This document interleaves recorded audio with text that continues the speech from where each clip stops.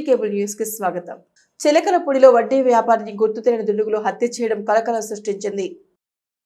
చిలకలపూడిలో ఓ వడ్డీ వ్యాపారి హత్యకు గురయ్యాడు. గుర్తు తెలియని దుండగులు పథకం ప్రకారం ఈ హత్యకు పాల్పడినట్లు పోలీసుల ప్రాథమిక దర్యాప్తులో తేలింది. జిల్లా ఎస్పీ ఆర్ గంగాధర ఆదేశాల మేరకు హంతకుల కోసం పోలీసులు గాలింపు చర్యలు చేపట్టారు. చిలకలపూడికి చెందిన రవి వడ్డీ వ్యాపారం చేస్తూ ఉంటాడు. వారం రోజుల క్రితం రేవతి సెంటర్లో ముఠాతో రవి ఘర్షణ పడినట్లు తెలుస్తోంది.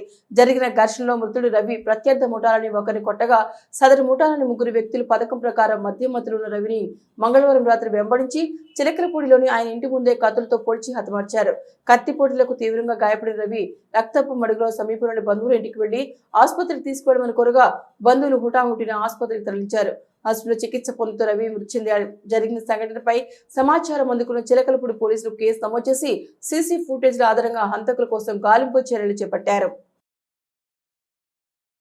మాచవరం శ్రీ సువచ్చల సమేత ప్రసన్నాంజనేయ స్వామి దేవాలయంలో సుందరకాండ పారాయణం ఘనంగా కొనసాగుతోంది. మాచవరం శ్రీ సువచ్చల సమేత ప్రసన్న ఆంజనేయ స్వామి దేవస్థానంలో జనవరి 1న ప్రారంభమైన శ్రీ సుందరకాండ మహాయజ్ఞం 8వ రోజుకు చేరింది.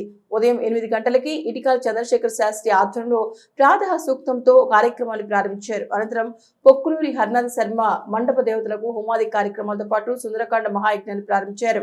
ఈ సందర్భంగా నిర్వాహకులు పోతుకుచ్చు ఆంజనేయ శాస్త్రి మాట్లాడుతూ గుడివాడ శ్రీ సరస్వతి క్షేత్ర వాస్తవ్యులు సరస్వతుల పవన్ కుమార్ చే సుందరకాండ గానామృతం అత్యంత వైభవంగా నిర్వహించినట్లు వివరించారు. కార్యక్రమంలో భాగంగా లోక కళ్యాణార్థం శ్రీ సీతారాముల దివ్య కళ్యాణ మహోత్సవం నిర్వహించినట్లు వారు తెలియజేశారు.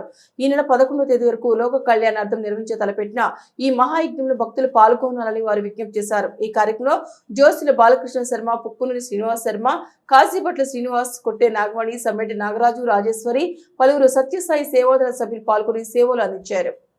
శ్రీ ప్రసన్నాంజనేయ స్వామి వారి దేవస్థానమునందు జనవరి 1 నుంచి నిర్వహిస్తున్న శ్రీమద్ రామాయణంతర్గత శ్రీమద్ సుందరకాండ మహాయజ్ఞం 8వ రోజుకు చేరినది.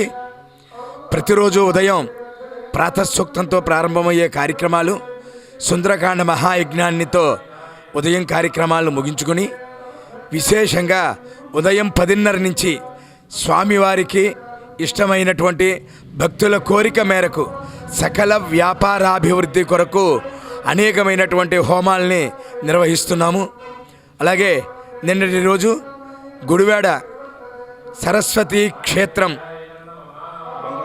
బందర్ రోడ్లో ఉన్నటువంటి సరస్వతి క్షేత్రం నిర్వాహకులు బ్రహ్మశ్రీ సరస్వతుల పవన్ కుమార్ గారి బృందం చేత అద్భుతమైనటువంటి సుందరకాండ గానామృతాన్ని నిర్వహించుకోవడం జరిగింది.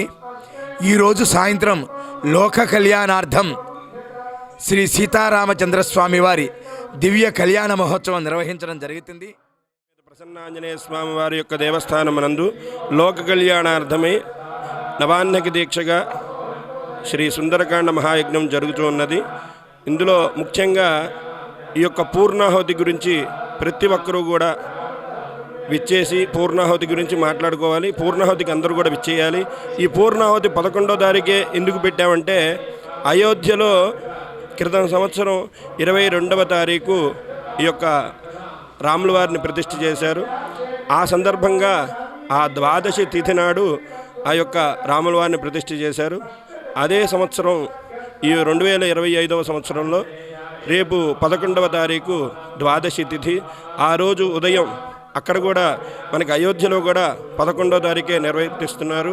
ఈ యొక్క ప్రతిష్టా మహోత్సవం సందర్భంగా ప్రథమ వార్షికోత్సవం 11వ తారీఖు జరుపుతున్నారు అయోధ్యలో. అదే విధానంగా మనం కూడా సహాయ ఫౌండేషన్ ఆధ్వర్యంలో సంక్రాంతి వేడుకలు ఘనంగా నిర్వహించినట్లు నిర్వాహకులు తెలియజేశారు. సహాయ ఫౌండేషన్ ఆధ్వర్యంలో సంక్రాంతి సందర్భంగా ఈ నెల 11వ తేదీ నుంచి 13వ తేదీ వరకు సంక్రాంతి సంబరాలు నిర్వహించినట్లు కమిటీ సభ్యులు తెలియజేశారు. ఈ వేడుకలకు సంబంధించిన ప్రచార కరపత్రాలను సహాయ సేవ క్యాంటీన్ నందు వారు ఆవిష్కరించారు. 11వ తేదీన పెడంలోని దేవాంగుల కళ్యాణ మండపం డాన్స్ పోటీలు, 12వ తేదీన పాటల పోటీలు నిర్వహించి 13వ తేదీన పెడన మార్కెట్ యార్డ్ నందు ముగ్గులు, గాలిపటాలు, మెహందీ, ఫ్యాన్సీ డ్రెస్ కాంపిటీషన్లు చేపట్టనున్నట్లు వారు వివరించారు. ఈ పోటీలు గెలుపొందిన వారికి బహుమతులు అందచేయనున్నట్లు వారు తెలియజేశారు. ఎన్నో సేవా కార్యక్రమాలు సహాయ ఫౌండేషన్ విద్యార్థులు యువతలో దాగి ఉన్న ప్రతిభను ప్రోత్సహించేందుకే ఈ వేడుకలు నిర్వహిస్తున్నామని వారు పేర్కొన్నారు. సంబరాల్లో పాల్గొనేవారు 10వ తేదీలోపు వారి పేరు నమోదు చేసుకోవాలని వారు సూచించారు. ఈ కార్యక్రమంలో ఫౌండేషన్ చైర్మన్ ఉస్మాన్ బాషా, పలువురు సభ్యులు పాల్గొన్నారు. పేదల పక్షపాతి మన సహాయ ఫౌండేషన్ ఆధ్వర్యంలో ఈ నెల 11, 12, 13 తేదీల్లో పెడంలో సంక్రాంతి సంబరాలని జిల్లా వ్యాప్తంగా కృష్ణా జిల్లా వ్యాప్తంగా అత్యంత ఘనంగా నిర్వహించడానికి సిద్ధంగా ఉన్నాము. ఈ నెల 11, 12 పెడన్ దేవాంగ కళ్యాణ మండపంలో డ్యాన్సు పాటల పోటీలు, అదేవిధంగా 13వ తారీఖు మార్కెట్ యార్డ్ నందు ముగ్గులు, ఫ్యాన్సీ డ్రెస్ కాంపిటీషన్, మెహందీ, అలాగే గాలిపటాల పోటీలు నిర్వహిస్తున్నాము.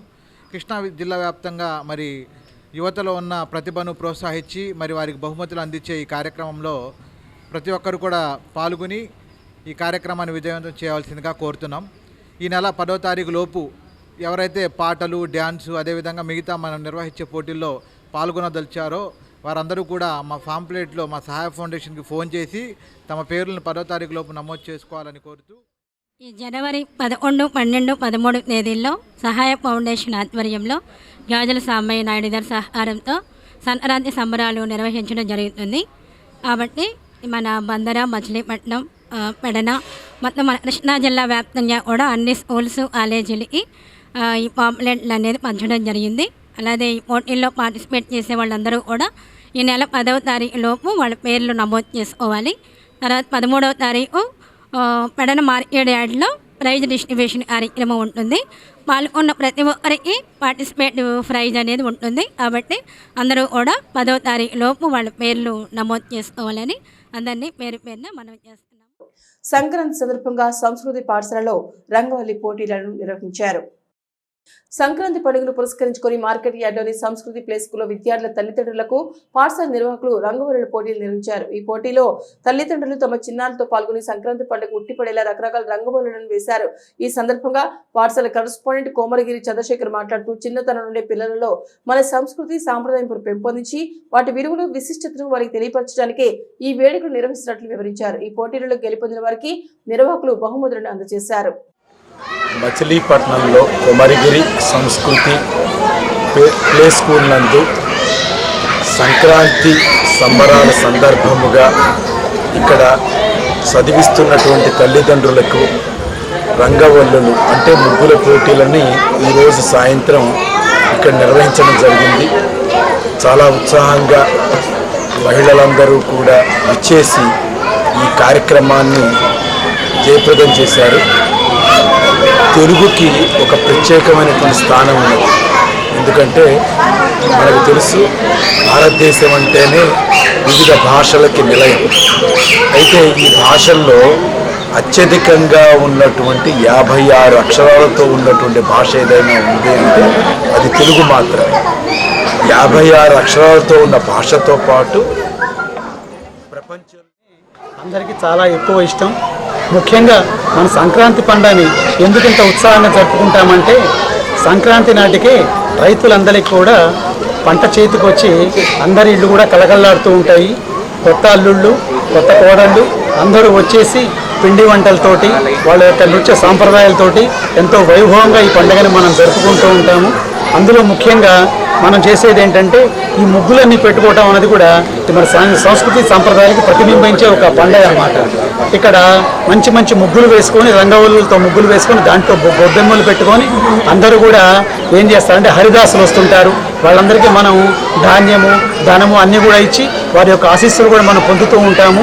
ఇవన్నీ ఎందుకంటే ఈ వచ్చే సంపదని మనందరితో పాటు మనతో చుట్టుపక్కల ఉండే వాళ్ళకు కూడా పంచే ఉద్దేశంతోనే రకరకాల పిండి వంటలు అవన్నీ చేసుకొని కూడా మన అందరికీ కూడా నారాయణ సేవ లాంటిది కూడా చేస్తూ ఉంటాము.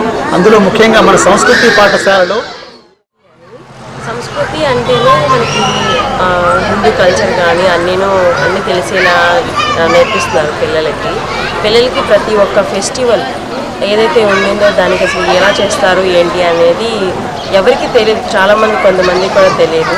ఈ ఏజ్ నుంచే పిల్లలకి నేర్పించడం చాలా ఆనందకరంగా ఉండింది. ఈ రంగోలీ కాంపిటీషన్ పిల్లలకు కూడా ఒక జ్ఞాపకంగా ఉంటుంది పేరెంట్స్ పార్టిసిపేట్ చేయడం వల్ల అని అనిపించింది. ఈ ఏజ్లోని శ్లోకాస్ అన్నీ ప్రతి ఒక్కటి దేవుని గురించి కానీ పెద్దల్ని గౌరవించడం కానీ, స్టడీ పర్పస్ కానీ, సబ్జెక్ట్ పరంగా కానీ ప్రతి ఒక్క దానికి పిల్లలకి ఏ విధంగా అయితే చెప్తే బాగుంటుందో అనే ఆ వేలో తీసుకువెళ్ళి వెళ్తున్నారు. ఇప్పుడు కూడా పిల్లలు మామూలుగా ఈ ఏజ్లో పిల్లలు ఎలా ఫీల్ అవుతారంటే స్కూల్కి ఎందుకు రావాలి అంటే వెళ్ళడము అని చెప్పేసి ఏడుస్తూ ఉంటారు. కానీ మా పిల్లలు ఇంట్లో ఈ నెల 20వ తేదీ నుంచి పూర్తిగా భూములను రీసర్వే చేయాలని కూటమి ప్రభుత్వం నిర్ణయించిందని ఎమ్మెల్యే కాగిత కృష్ణప్రసాద్ తెలిపారు.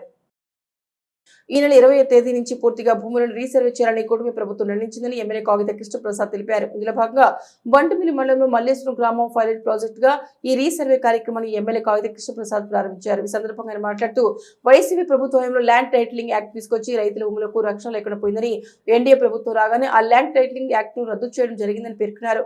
రైతులు ఏళ్ల తరబడి తమ భూమి రికార్డు సరిగ్గా లేవంటూ అధికారుల చుట్టూ తిరిగి విసుగెత్తిపోయారని, అది పరిష్కరించేందుకే ఈ సర్వే కార్యక్రమం సీఎం చంద్రబాబు నాయుడు ప్రారంభించారని ఆయన తెలిపారు. ఈ కార్యక్రమంలో మండల తెలుగుదేశం పార్టీ నాయకులు, కార్యకర్తలు పెద్ద ఎత్తున పాల్గొన్నారు. ఈరోజు బంటిమిల్లి కుత్తూరు మండలాలకు సంబంధించినటువంటి నీటి సంఘం అధ్యక్షులందరి తోటి ఈ రోజున మరి అధికారులతోటి మీటింగ్ పెట్టడం జరిగింది. మరి రానున్నటువంటి రోజుల్లో ఏమేమి వర్కులు చేయాలి, రైతులకు సంబంధించినటువంటి ఇరిగేషన్ కెనాల్స్ కానివ్వండి, డ్రైన్స్ కానివ్వండి, ఎక్కడైతే సమస్యలు ఉన్నాయో ఆ సమస్యలన్నింటినీ కూడా మేము ఈ రోజున నీటి సంఘం అధ్యక్షులు ఎవరైతే వాళ్ళ ద్వారా తెలుసుకోవడం జరిగింది. వాటన్నిటిని కూడా అధికారుల దృష్టికి తీసుకెళ్ళాం. వాటన్నిటిని కూడా ప్రపోజల్స్ పెట్టి వాటన్నిటిని కూడా పూర్తి స్థాయిలో డీసిల్టింగ్ చేసి రానున్న రోజుల్లో రైతులకు ఇబ్బంది లేకుండా చేయాలనేటువంటి ఉద్దేశంతో ఈరోజు ఈ కార్యక్రమం పెట్టడం జరిగింది. గత 5 సంవత్సరాలు ఎక్కడా కూడా మరి ఇరిగేషన్ కెనాల్స్ కానివ్వండి, డ్రైన్స్ కానివ్వండి పూడిక తీగిపోవటం వల్ల మనం కొద్దిపాటి వర్షానికే పొలాలన్నీ మునిగిపోవటం, ఒకవేళ ఎక్కువగా వాటర్ ఉన్నా కానివ్వండి టైలెండ్స్లో నీళ్లు అందించిన పరిస్థితిలో ఈ రోజున చాలా ఇబ్బందులు పడ్డాం. తప్పకుండా రానున్న రోజుల్లో ఏవైతే సమస్యలు ఉన్నాయో ఆ సమస్యలన్నింటినీ కూడా పరిష్కరించి రైతులకి ఇబ్బంది లేకుండా పూర్తి స్థాయిలో టైలెండ్ వరకు కూడా ఎప్పుడు ఎటువంటి ఇబ్బంది లేకుండా నీళ్లు అందించేటువంటి బాధ్యత తీసుకోవడం కోసం ఈ కార్యక్రమం చేసాం. అన్ని ప్రపోజల్స్ రెడీ చేసి రానున్న సమ్మర్లో అన్ని కార్యక్రమాలు కూడా పూర్తి చేస్తామని చెప్పి ఈ సందర్భంగా తెలియజేస్తా ఉన్నాం. ఈ 15వ తారీఖు వరకు వాటర్ అనేది కంటిన్యూగా వస్తాయి.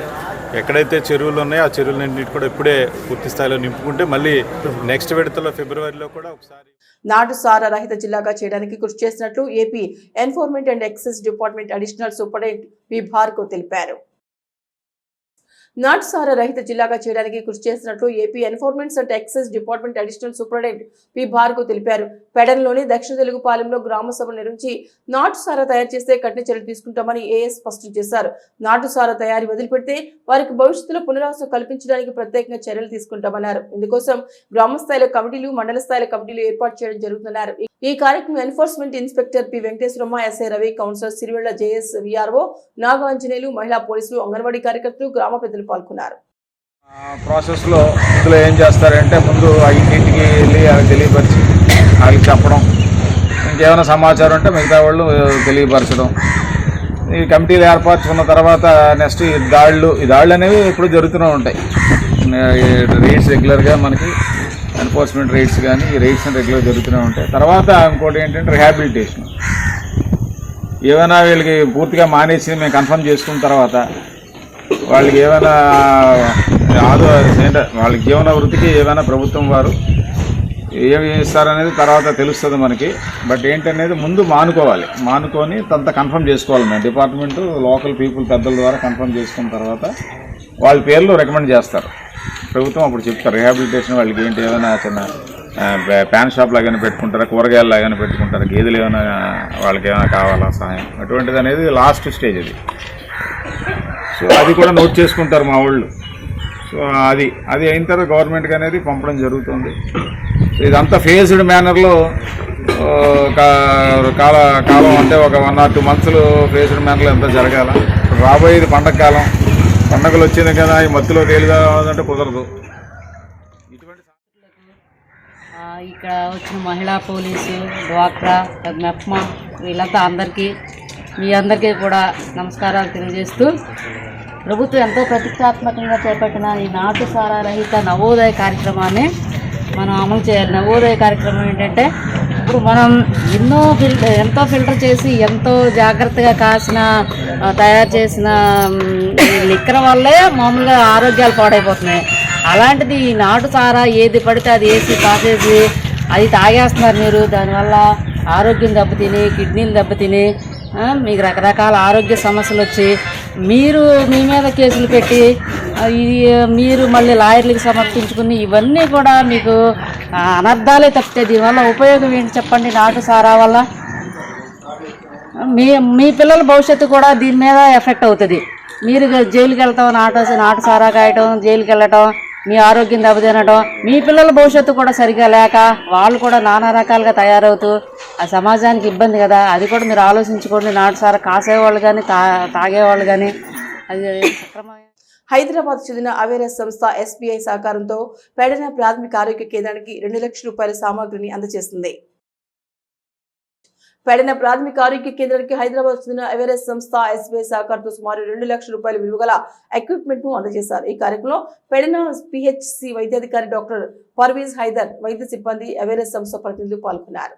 వాయిస్ 9 అవనిగడ్డ పంచాయతీలోని బందలాయి చెరువు గ్రామంలో సంక్రాంతి పర్వదినాన్ని పురస్కరించుకుని జనవరి 11వ తేదీ జనసేన పార్టీ ఆధ్వర్యంలో ముగ్గుల పోటీలు నిర్వహించినట్లు జనసేన పార్టీ అధ్యక్షులు కమిలి మారిబాబు తెలిపారు. జనసేన పార్టీ నాయకులు కమిలి సాంబశివరావు పర్యవేక్షణలో నిర్వహించే ఈ ముగ్గుల పోటీలు మధ్యాహ్నం 1 గంట నుంచి 3 గంటల వరకు నిర్వహించినట్లు, పోటీలలో గెలుపొందిన మొదటి ముగ్గురికి 8,000, 6,000, 4,000 నగదు బహుమతులు అవనిగడ్డ ఎమ్మెల్యే మండలి బుద్ధప్రసాద్ ద్వారా అందజేస్తామన్నారు. అవేర్ గ్రూప్ వాళ్ళ నుంచి మాకు కొన్ని ఎక్విప్మెంట్స్ వచ్చినాయి. SBI స్పాన్సర్ చేశారు. సో దీంట్లో cards, solar lights, air coolers, ఇంకా ఇంజెక్షన్ ట్రాలీ, పేషెంట్కి వెయిటింగ్ చైర్స్, వీల్ చైర్స్ ఇవన్నీ వచ్చినాయి. So this are all helpful for further management of patients. They are very much thankful to aware group sponsored by SBI. Thank you very much. నమస్తే అండి, నేను aware group నుంచి వస్తున్నాను. మా sir chairman sir పూజ్యశ్రీ Madhavanji sir గారు, మా project director Varun sir గారు కృషితో మన పెడన PHCకి ఇటు బెడ్స్ అయితే ఉంది మొత్తం కలిసి సుమారు 2 లక్షల వరకు మన ప్రవీష్ సార్ గారికి అందజేయడం జరిగింది. సిటీ కేబుల్ న్యూస్ సమాప్తం.